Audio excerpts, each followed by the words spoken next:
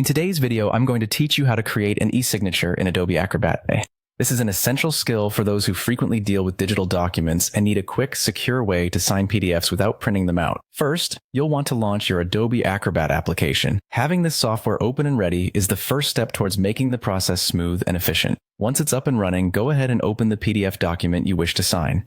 This is your starting point, and having the correct file open is crucial as it ensures everything you do next is applied to the right document. Next, focus your attention on the top menu. You'll see various options there, but the one you're looking for is Tools. Clicking on Tools will present a list of features that Adobe Acrobat offers, but for our purposes, you should select Fill and Sign from this list. This tool is designed specifically for adding signatures and filling out forms, making it perfect for our needs. Now, it's time to create your signature. Adobe Acrobat provides a straightforward way to do this. Once you've selected the Fill and Sign tool, you'll see an option to create your signature. This option allows you to either type your name in a stylized font, draw your signature using your mouse or trackpad, or even upload an image of your signature if you have a digital copy.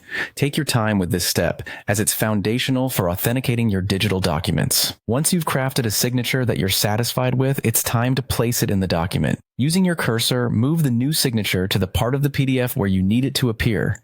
This is typically at the end of the document or wherever a signature line is provided.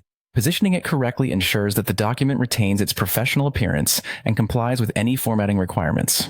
If upon placing your signature, you find that it needs some adjustment in size, don't worry.